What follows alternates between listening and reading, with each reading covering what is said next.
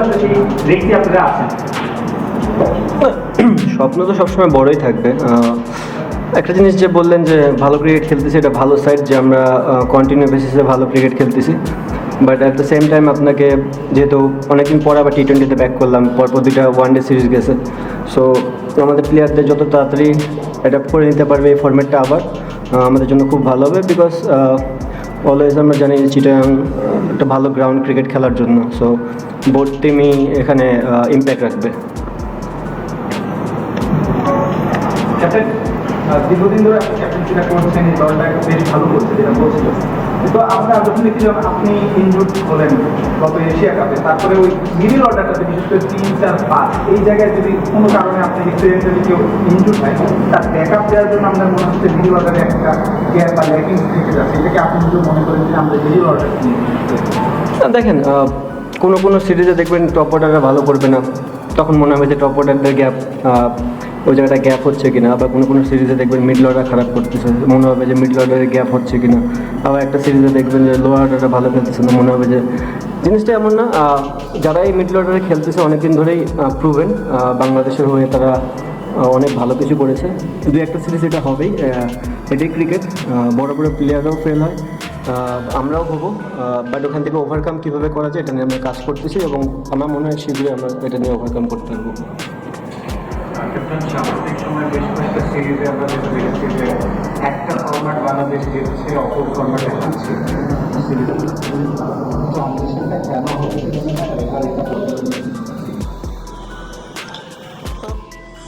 বদলানোর তো আমরা অ্যাজ এ প্লেয়ার আপনাকে যে কোনো ফর্মেটে অ্যাডাপ্ট করে নিতে হবে এবং ভালো ক্রিকেট খেলতে হবে।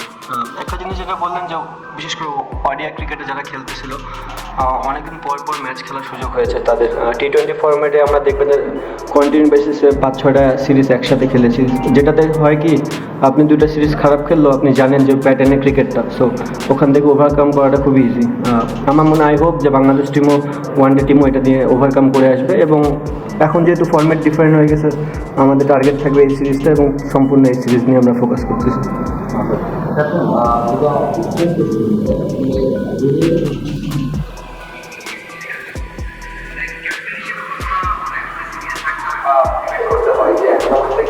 আপনি ক্যাপ্টেন্সি জিতেছেন পর মানে ওদেরকে আবার সেই মিডিলে নিয়ে আসা। একটা হচ্ছে বেটারের বিষয়টা হলো যে ওখানে আছে প্লেয়ার, আমাদের তোমার আছে হৃদয় ব্যাট করে বা জাকির আছে, শামিম আছে, সেখানে তো ভূমিকা সাপোর্ট করতে পারে। তো তাদের কি মোটিভেশন আপনাদের মানুষকে নিয়ে আসছেন যে আপনার রোলটা কেমন এটা? প্রথম জিনিস হচ্ছে একটা প্লেয়ার যখন ফেলিয়ার হয় তাকে ব্যাক করাটা খুব ইম্পর্টেন্ট। আপনি যদি একটা প্লেয়ারে ব্যাক না করেন, 2-3 ইনিংস খারাপ করার পর যদি তাকে ছেড়ে ফেলে দেন, সেক্ষেত্রে তার প্লেয়ারের মেন্টালিটিও ডাউন হয়ে যায়। And at the same time আপনি ওখানকে গ্যাপ পূরণ করতে পারছেন না, হয়তো কাউরে নতুন আনবেন, বাট ওভারঅল আপনার কোনো গ্যাপ পূরণ হচ্ছে না। সো যে প্লেয়ারগুলো এক্সপিরিয়েন্স অনেকদিন ধরে খেলতেছে, ফেলিয়ার হলেও তাদেরকে সুযোগ দেওয়াটা উচিত, বিকজ আমাদের হাতে খুব একটা বেশি সময়ও নেই। আর একটা জিনিস কী বললেন,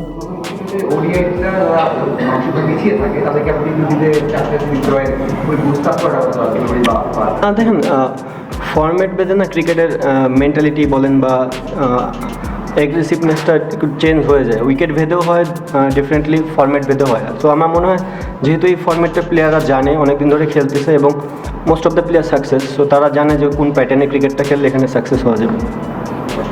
ক্যাপ্টেন, আপনাকে যেহেতু পাওয়া যায়নি, মানে এশিয়া কাপে আপনি যখন শিখে গেলেন আর কি, ওই সময় পর্যন্ত বাংলাদেশের বেশ ভালো একটা সম্ভাবনা ছিল যে আমরা সামনে যাবো।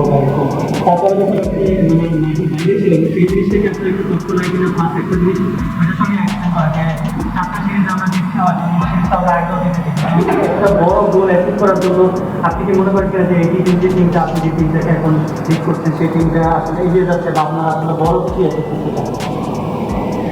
প্রথমত অ্যাজ এ প্লেয়ার যখন আপনি ম্যাচ খেলবেন এটা কষ্টদায়ক। নট অনলি যে এশিয়া কাপ, আমি যখন বাসা থেকে আফগানিস্তান সিরিজও দেখেছি, এটাও আমার জন্য কষ্টদায়ক যে যেহেতু একটা প্লেয়ার ভালো ফর্মে ছিলাম, টুকটাক ভালো পারফর্ম করতেছিলাম এবং টিমকে লিড করতেছিলাম, সো ওখান থেকে বাসায় বসে ক্রিকেট দেখাটাও এটা কষ্টদায়ক। আর but at the same time এটাকে আপনি মাইনে নিতে হবে যে কিছু কিছু ক্ষেত্রে আপনার হাতে কখনো কন্ট্রোল থাকবে না, স্পেশালি ইনজুরি, যে কারণে যে কোনো সময় ইনজুরি হতে পারে।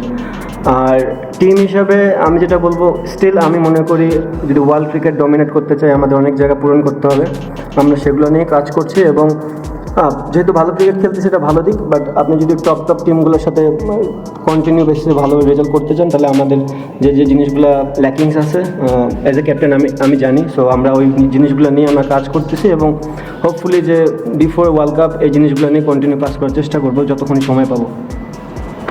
ক্যাপ্টেন তো এই জিনিসের ফিরতেছে, সেটা হচ্ছে যে উইকেট নিয়ে অনেক কথা হয়েছে, ওয়ানডে যে উইকেটটা ছিল সেটা নিয়ে এখানে আমরা যেটা দেখতে পেলাম যে গতকালকে সেটা প্রথম উইকেটটা ওয়ানডে সিরিজে মানে হেরে ব্যাট করতে বলছি সিরিজে এখান থেকে উইকেট মধ্যে আপনার কি দেখেন, প্লেয়ারদের ক্ষেত্রে যেটা হয় ফরম্যাট টু ফরম্যাট অনেক কিছু ভ্যারি করে। তারা ওয়ানডে সিরিজ হেরেছে, বাট তাদের কিন্তু এই ফরম্যাটে খেলে তারা অভ্যস্ত, T20 ফরম্যাটে। আমি এটা অলওয়েজ বলি যে তাদের ক্যাপাবিলিটি অনেক বেশি, বিশেষ করে শর্টার ফরম্যাটে। ডেফিনেটলি তারা দাবিদার ভালো টিম এখানকার জন্য, বিকজ আমরা সবাই জানি যে চিটাগাং একটু ব্যাটিং ফ্রেন্ডলি উইকেট হয়, এটা নর্মাল, মানে যতদিন ধরে আমি খেলি। সো বোথ সাইডই থাকবে, আমাদের বলার আছে, তাদেরও বলার আছে, আমাদের ব্যাটসম্যান আছে, তাদেরও ব্যাটসম্যান আছে। সো যে কিনা ভালো ক্রিকেটটা খেলবে সেদিন তারই সাকসেস রেট বেশি থাকবে। অ্যান্ড দেখেন, মিরপুরের বিষয়টা আমি বলতে পারবো না, বাট চিটাগাংয়ে আমরা আশা করতে পারি যে ভালো উইকেটে এবারও হবে। বাট বাকিটা তো সম্পূর্ণ ক্রিকেটার এবং সারফেস কী বিহেভ করবে, সারফেসের উপর তো আমরা কোনো কন্ট্রোল নেই। ভালো উইকেট হলে আমরা চেষ্টা করবো রান করার, আর যদি উইকেট টাফ হয় তাহলে আমরা ওইভাবেই খেলার চেষ্টা করবো। আমরা যদি দেখি যে আমাদের স্পিনাররাও খুব ভালো T20 এবং ওয়ানডে ফরম্যাটে ভালো করেছে। তো আপনি স্পিনারদের কাছ থেকে আসলে স্পেশালি আমাদের দেখি যে ওয়ার্ল্ড কাপের মধ্যে যখন ব্যাটিং করে আমরা চালু, তো সেই প্রিপারেশনটা আপনারা কীভাবে নেওয়ার চেষ্টা করুন?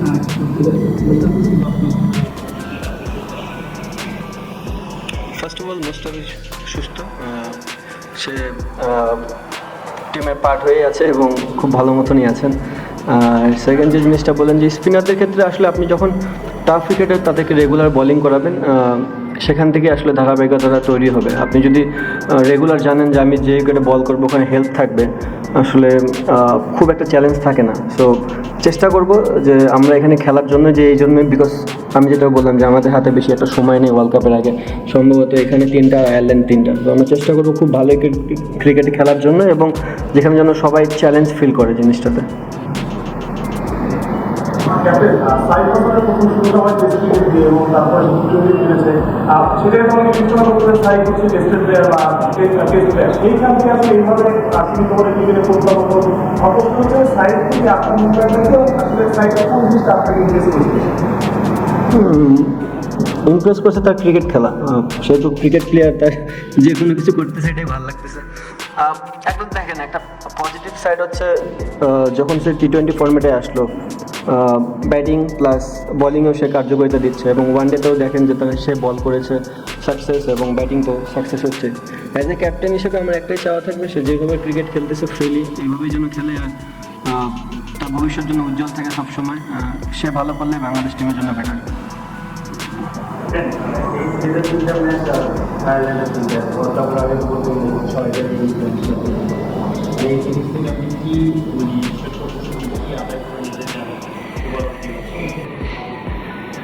সত্য কথা বলতে আমি 2টা সিরিজে চাই যেন আমাদের প্লেয়াররা খুব চ্যালেঞ্জের মুখে পড়ে, আদার সাথে ব্যাটিংয়ে হতে পারে, বোলিংয়ে হতে পারে। আমি চাই যে এই 6টা গেম থেকে যতটা আমরা পিছিয়ে থাকবো ততটাই ভালো, ব্যাকফুটে থাকবো। দ্যাট মিনস যে চ্যালেঞ্জের কথা বলতেছি, নট যে আমরা গেমে পিছিয়ে থাকবো। আমি চাই যে বলাররা যখন বল করবে তারা যেন আন্ডার প্রেশার থাকে, যে জিনিসগুলো আমার ভবিষ্যতে সামনে যেহেতু ওয়ার্ল্ড কাপ, সেখানে আমার অনেকটা হেল্প করবে। ক্যাপ্টেন্সি আসলে ক্যাপ্টেন করতেছিল তো বললেন আপনার খুবই বলতে অনেকে নিয়ে কথা বলছেন, তাদের সাথে আপনার সাথে কোনো কথা হয়েছে কিনা? আপনি ক্যাপ্টেন্সির অফারটা আছে, আপনি নিতে ভেরি ডিফিকাল্ট ভাইয়া, এখন পর্যন্ত এই বিষয় নিয়ে আমি কোনো কিছু জানি না।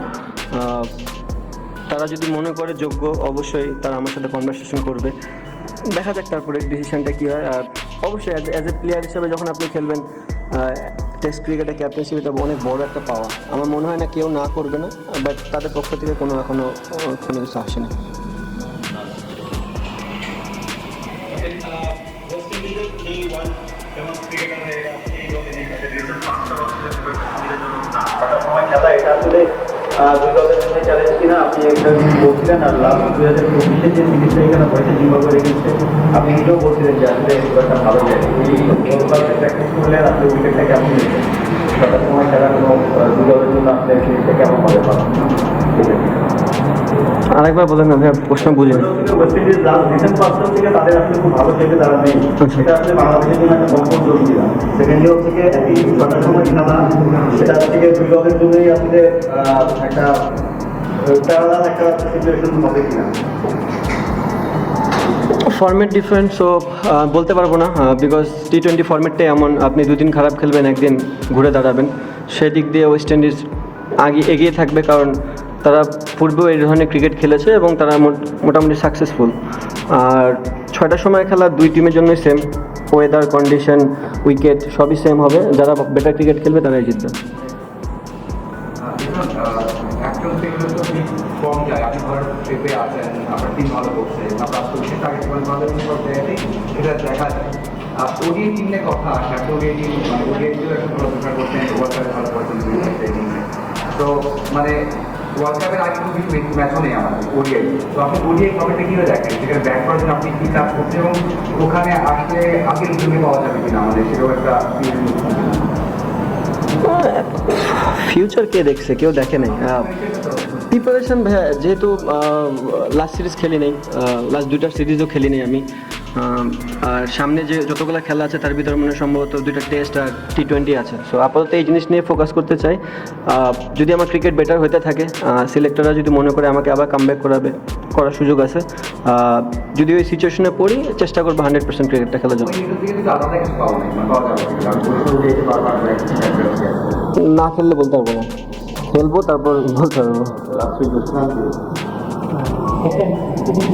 বাবা বলছেন যে একটা চেক করছেন, আমরা তো কিন্তু অনেকদিন ধরে খেলতাম, কিন্তু এই বছরটা একটু ডিফারেন্ট মনে হচ্ছে। কি বুঝি না, আপনি কি খেলতেন? মানে T20 বাংলাদেশ কিন্তু আগেও খেলেছে, আচ্ছা, আচ্ছা। এই বছরটা একটু ডিফারেন্ট মনে হচ্ছে। ছক্কার দিক থেকে যদি বলি, এই বছর হাইয়েস্ট নাম্বার অফ ছক্কা মানে বাংলাদেশ প্লেয়াররা নিয়েছে। স্ট্রাইক রেটও মানে অন্তত 5 ম্যাচ খেলছে, এর মধ্যে স্ট্রাইক রেটও সবচেয়ে বেশি। এখানে আসলে ডিফারেন্সটা কি ক্রিয়েট করেছে আগের সময়ের চেয়ে এখনকার সময়? আপনি এখন লিড করছেন, আপনি হয়তো বেরো না, আপনার কি মনে হয়? আপনি আগে খেলেছেন, এখন লিড করছেন, এই দুইটার সময় ডিফারেন্সটা কি? ডিফারেন্স খুব একটা তেমন কোনো কিছু না। এখন আমরা চেষ্টা করতেছি বেটার উইকেটে খেলার জন্য। আপনি যখনই বেটার উইকেটে খেলবেন, ব্যাটসম্যানদের সাকসেসফুল হওয়ার চান্স বেশি থাকবে। অ্যান্ড যতগুলো প্লেয়ারই আছে আমার মনে হয়, ইনফ্যাক্ট 6 থেকে 7 পর্যন্ত যতগুলো বাংলাদেশ টিমের প্লেয়ার আছে, এর ভিতরে মনে হয় 6-এর সংখ্যা আমারই কম। যদি আমি ওভারঅল আমার ক্রিকেট প্লেয়ার দেখি, ম্যাক্সিমাম প্লেয়ারই অনেক বড় বড় 6 মারতে পারে। তো এটা একটা বাংলাদেশ টিমের জন্য পজিটিভ সাইন।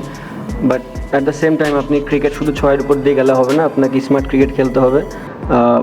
যদি প্রয়োজন পড়ে 6 মারবে, আদারওয়াইজ সিঙ্গেল ডাবলে যেতে হবে। ক্যাপ্টেন সাম্প্রতিক সময় তো ঋষাদ অসাধারণ বোলিং করছে, তার এই উন্নতিটা আপনি কিরকম দেখেন?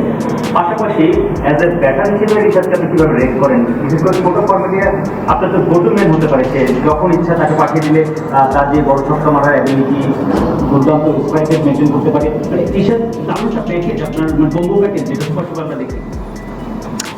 হলে তো খুব ভালো হয়। আপনার কথা যদি প্রতিটা ফলে যায়, তাহলে তো বাংলাদেশ ক্রিকেটের জন্য এর থেকে বড় পাওয়ার কিছু থাকবে না। বাট এটা ক্রিকেট, একটা সিরিজ ভালো যায় একটা ব্যাটসম্যানের, বা যা চায় সেটাই হয়। নেক্সট সিরিজে সেই প্লেয়ারটা আবার খারাপও খেলে, সো এটা মেনেই নিতে হবে। হ্যাঁ, অবশ্যই আমি রিসার্চটা যেভাবে দেখে আসছি এতদিন ধরে, একটা বিগ অ্যাসেট বাংলাদেশের জন্য। সে যখনই ভালো বল করে বাংলাদেশ টিম অনেক টপে থাকে। অ্যাট দ্য সেম টাইম তার ব্যাটিংটাও অ্যাজ এ টিমের আমার কাছে দরকার, মানে পুরো বাংলাদেশ টিমের কাছে ওর T20 পারফরমেন্সটাও খুব দরকার। বাট রিসেন্ট পাস্টে আপনি দেখবেন ও T20-তে খুব একটা ভালো ব্যাটিং করে নেই। বাট আই হোপ যে ও এই জিনিসটা বুঝবে এবং নিজের থেকে ওয়ার্কআউট করে বাংলাদেশ টিমকে কিছু দিবে T20 ফর্ম্যাটে।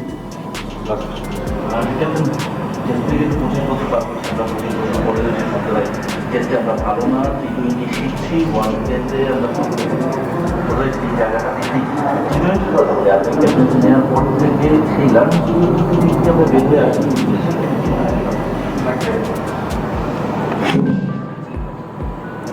আমি তো কোনোদিন বলিনি, সো এটার অ্যান্সার আমার কাছে নেই।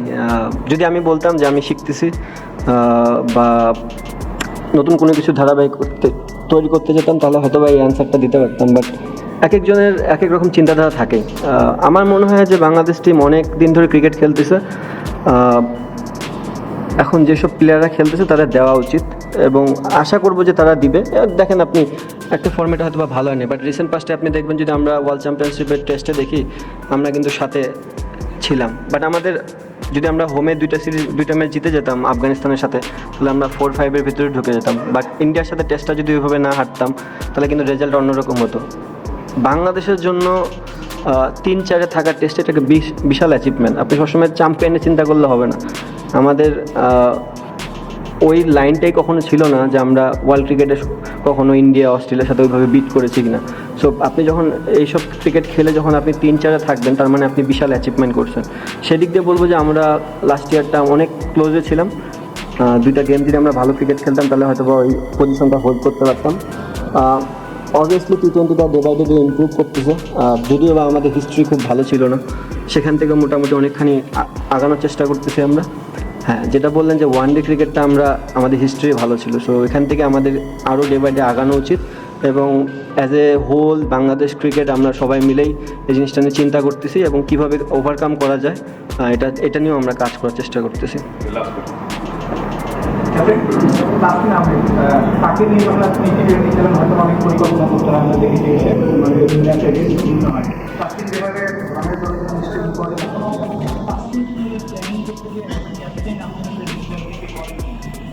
আমার মনে হয় না। সামটাইমস কিছু কিছু নেগেটিভ জিনিস না পজিটিভভাবে দেখা যায়। যদি আপনি দেখেন,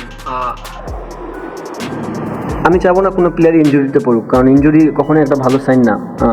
বা যখন আমরা পাকিস্তান সিরিজে যখন আমরা ফার্স্ট T20 ক্যাপ্টেনশিপে যখন আমরা UAE অ্যান্ড পাকিস্তানের সাথে খেললাম, আমার কিন্তু দুইটা বেস্ট বলার ছিল না, তাসকিনও ছিল না, ফিজও ছিল না। আমরা স্ট্রাগল করেছি, but at the same time যে প্লেয়ারগুলো খেলেছে তারা গেম পেয়েছে। সো আপনি যদি টিম বড় করতে চান, বিল্ড করতে চান, আপনাকে সবসময় প্লেয়ারকে বিল্ড করতে হলে ম্যাচ খেলাতে হবে। এই দিক দিয়ে এটা ভালো যে আমরা কিছু কিছু ম্যাচ তাস্কিনকে রেস্ট দিয়ে অন্য অন্য প্লেয়ারকে খেলাচ্ছি, কারণ আপনি অ্যাট দ্য সেম টাইম তাসকিনকে যদি হারায় ফেলেন তাহলে পরবর্তীতে এমন না হয় যে ডিপেন্ডেবল হয়ে থাকে। অবভিয়াসলি তাসকিন, ফিজ, নো ডাউট বাংলাদেশের জন্য অনেক বড় asset, but at the same time আপনাকে আস্তে আস্তে প্লেয়ারও বের করতে হবে। সো আমি চাবো যে তাসকিন যেন প্রপারলি ফিট হয়ে যায়। আই হোপ যে ও আর যেন ইনজুরিতেই না পড়ে কখনো। আর প্লেয়ারগুলো যখন খেলতেছে এটা একটা ভালো সাইন, অ্যাজ এ ক্যাপ্টেনের কাছে অনেক বড় পাওয়া যে আমার যতগুলো প্লেয়ার আছে সবাই সেট, যেন কখনো পরবর্তীতে এরকম ভুগতে না হয় যে একটা প্লেয়ার ইনজুরিড হয়ে গেলে আমি যেন টিম নিয়ে উলটপালট না হয়ে যায়। সো সব প্লেয়ারই এখন ক্রিকেট খেলতেছে অনেক দিন ধরে, ম্যাচও পাচ্ছে, এটা একটা পজিটিভ সাইন এবং আমার মনে হয় দে আর ভেরি মাচ ম্যাচুইড এখন এই মুহূর্তে। Thank you.